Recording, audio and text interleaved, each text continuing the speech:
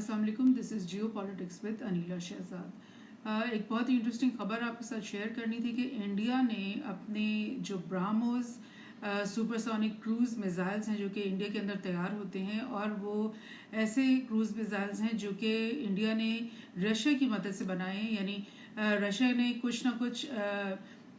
Technology transfer भी किया होगा इंडिया में, और अक्सर ऐसे प्रोजेक्ट्स में यही होता है कि मेजर जो टेक्नोलॉजी होती है वो वहीं पे रहती है, रशिया में ही फॉर इंस्टेंस, और मेजर कंपोनेंट वहाँ पे बनते हैं, और फिर दीगर जो असेंबलिंग होती है और जो दीगर छोटे मोटे पार्ट्स होते हैं वो फिर दूसरे कंट्री को उसकी इजाज़त दी जाती है कि वो उस तरह से बनाएं। तो बहरहाल ये सुपरसोनिक क्रूज़ मिज़ाइल्स जिनका नाम ब्राह्मोस है, ये इंडिया के अंदर तैयार हो रहे थे कुछ अरसे से, और इंडिया ने फिलीपींस के साथ ये मुआहदा किया कि हम आपको ये बेचेंगे, और उसकी पहली जो खपत है, फर्स्ट बैच जो है वो ब्राह्मोस का, वो फिलीपींस में अब पहुंच गया। ये कल की ही खबर है। So very interesting. थोड़ा सा मैं आपको मैप से भी दिखा दूं कि क्या सिचुएशन है यहाँ पर, कि इंडिया की एक तरह से स्ट्रेटेजिक अलायंस है फिलीपींस के साथ, और इवन जापान के साथ और ऑस्ट्रेलिया के साथ, बिकॉज इंडिया जो है वो क्वाड का हिस्सा है, और क्वाड वो अलायंस है जो कि यूएस ने बनाई हुई है चाइना के खिलाफ इस रीजन में। और इस क्वाड के अंदर 4 लोग उसके अंदर शामिल हैं, इंडिया, जापान, ऑस्ट्रेलिया और यूएसए। और फिलीपींस जो है वो क्वाड का हिस्सा तो नहीं है, लेकिन इस वक्त उनके अंदर जो हुकूमत इस वक्त करंट है वो प्रो यूएस है, प्रो वेस्टर्न है, और उन्होंने अपने ताल्लुकात जो है यूएस के साथ ज़्यादा बढ़ाए हैं, और यानी चाइना के साथ उनका काफ़ी ज़्यादा यानी तनाव बढ़ता जा रहा है, बिकॉज ऑफ द रीज़न कि चाइना ने जो अपनी 9 डॉटेड लाइन ये साउथ चाइना सी में लगाई हुई है, और उसके तहत वो ये कहता है कि major portion of the South China Sea belongs to China, और फिलीपींस को और मलेशिया को और ये वियतनाम वगैरह को, इनको ये बहुत थोड़ा थोड़ा सा सी एरिया देता है, और ज़्यादा जो bulk of the sea area वो कहता है कि ये मेरा है। इस बात के ऊपर इनके थोड़ा बहुत झगड़ा चलता ही रहता है, बल्कि पास दफ़ा टेंशन बहुत ज़्यादा भी हो जाती है। और फिलीपींस जो है वो स्पेशली यूएस के साथ इस वक्त खड़ा हुआ है, और वो कह रहा है कि हम चाइना को ये अपना सी एरिया नहीं लेने देंगे, और हम इनका मुकाबला करेंगे। सो अलायंस जो है वो बढ़ते बढ़ते यानी इस हद तक चली गई है कि इंडिया ने अब अपने ब्राह्मोस मिसाइल फिलीपींस को पहुंचा दिए हैं। एक और जगह से हम देखते हैं इसको कि BrahMos cruise missile delivered to Philippines, first for India, यानी फर्स्ट टाइम ऐसा हुआ है कि इंडिया से कुछ ये सुपरसोनिक मिसाइल्स बन के तैयार होकर एक्सपोर्ट हो रहे हैं, बेचे जा रहे हैं। इससे पहले यही हमें पता था कि इंडिया जो है वो एक नेट इम्पोर्टर है वेपन्स का, दुनिया भर से वो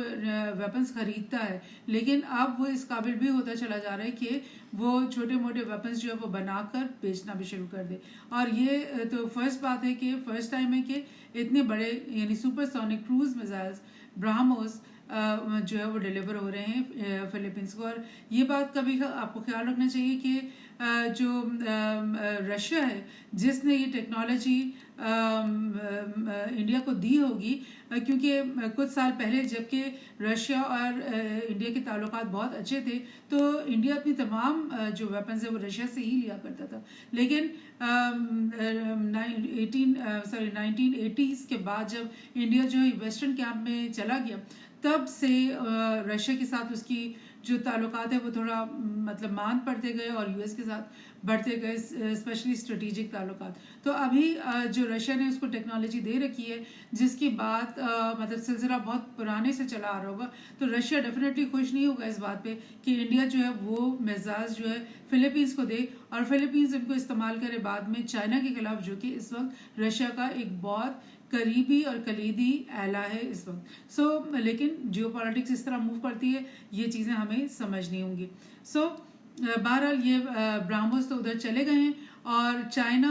ने जो है वार्निंग दी है, क्योंकि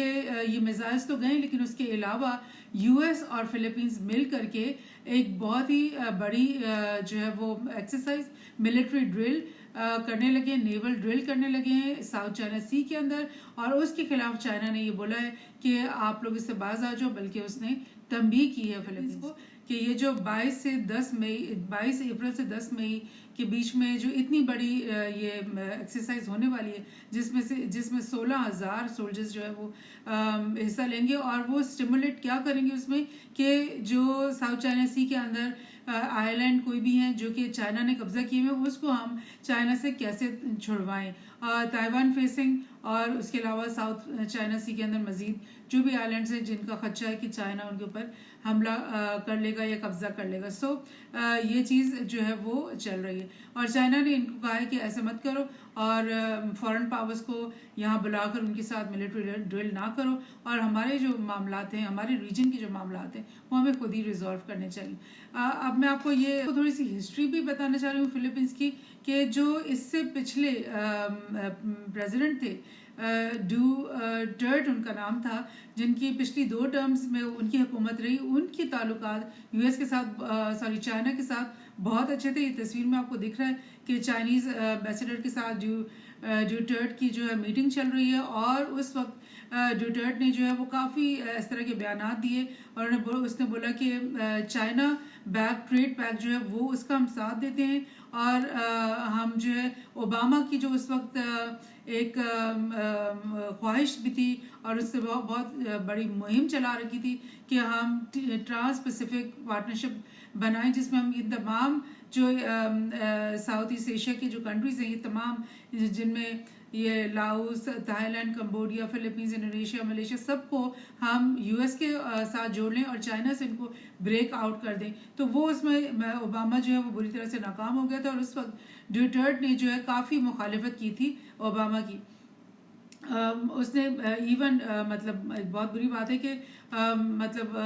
اوباما کو ڈوٹرٹے نے سن آف اے وار بھی کہہ دیا تھا، اور جس کی وجہ سے اوباما نے بہت سخت ناراضگی کا اظہار کیا تھا اس وقت، اور ان کے ساتھ جو بھی ان کی میٹنگز ہونی تھی آپس میں وہ سب کینسل ہو گئی تھی. اس وقت یہ 7 سال پرانی یہ نیوز میں آپ سے شیئر کر رہی ہوں. اور اس وقت ڈوٹرٹے نے ٹی پی پی جو اوباما کی اسکیم تھی اس کو سلام کر دیا تھا، اس کو ریجیکٹ کر دیا تھا، اور اس نے بولا تھا کہ ٹرمپ کا جو پلان ہے وہ اس کی طرف ہم زیادہ مبذول ہیں، اور ٹرمپ نے بھی کہا تھا کہ ہم ٹی پی پی کو چھوڑ دیں گے، ریجیکٹ کر دیں گے. اور جیسے ٹرمپ کی حکومت آئی تھی تو ٹی پی پی کو ابینڈن کر دیا گیا تھا یو ایس کی طرف سے. تو بہرحال یہ سارا سلسلہ چل رہا تھا، لیکن اب جو 1 سال پہلے جو نئے پریزیڈنٹ مارکوس الیکٹ ہوئے ہیں، ان کا جو ہے وہ ٹلٹ یا جھکاؤ جو ہے وہ یو ایس کی طرف بہت زیادہ ہے، کیونکہ ان کے وہ مارکوس سینئر کے بیٹے ہیں. اور ان کی تھوڑی ہسٹری میں آپ کو بتا دوں پہلے کہ بونگ مارکوس جو کہ اس وقت فلپینس کے پریزیڈنٹ ہیں، وہ ایک جو امیلڈا مارکوس اور جو فرڈن مارکوس تھے، پرانے یہ جو فلپینس کے جو حکمران تھے، جو کہ بہت زیادہ کرپٹ تھے، اور ان کی عوام نے 1989 میں ایک بہت بڑا ریولوشن کے تحت اور بہت بڑے پروٹیسٹ کے کر کے جو ہے ملک سے بھاگنے پہ مجبور کر دیا تھا، اور اس کے بعد یہ لوگ جا کر کے جو ہے یو ایس میں پناہ گزین ہو گئے تھے، اور ان کی بہت زیادہ مال اور دولت جو انہوں نے اکٹھا کیا تھا،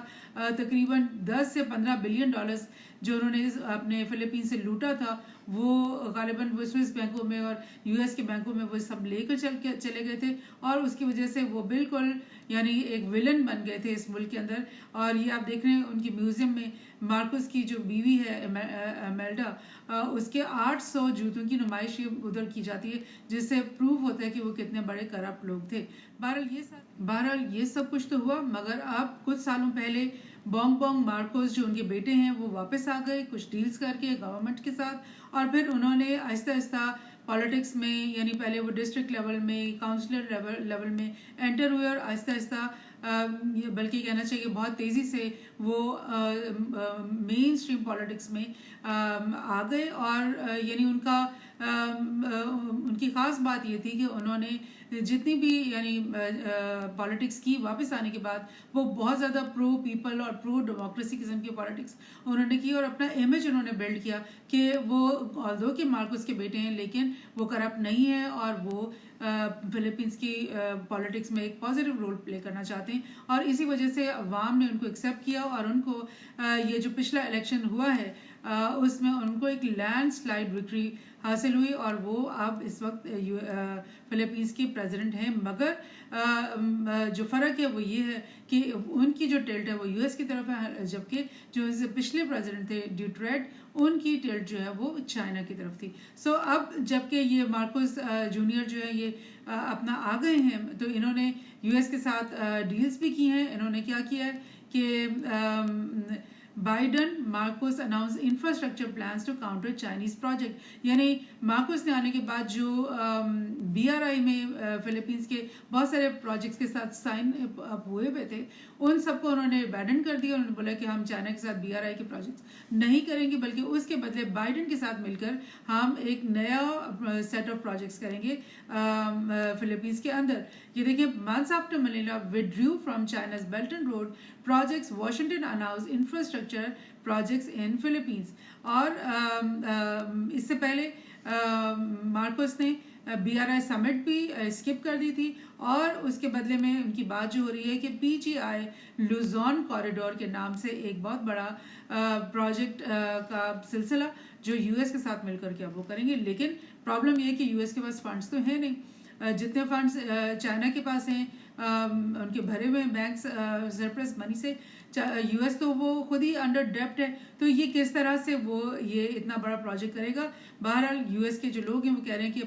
फंड्स की कमी तो है, लेकिन हम आहिस्ता आहिस्ता अपने फंड्स इकट्ठे करेंगे। सो ये बहरहाल ये जो लुजॉन कॉरिडोर की बातचीत चल रही है, और फिलीपींस के अवाम ज़ाहिर है थोड़ा क्रिटिकल तो हो रहे होंगे कि अच्छा भला जो बीआरआई के साथ हमारा चल रहा था वो आपने कैंसिल कर दिया, और यूएस जिसकी जेब खाली है उसके साथ आप ये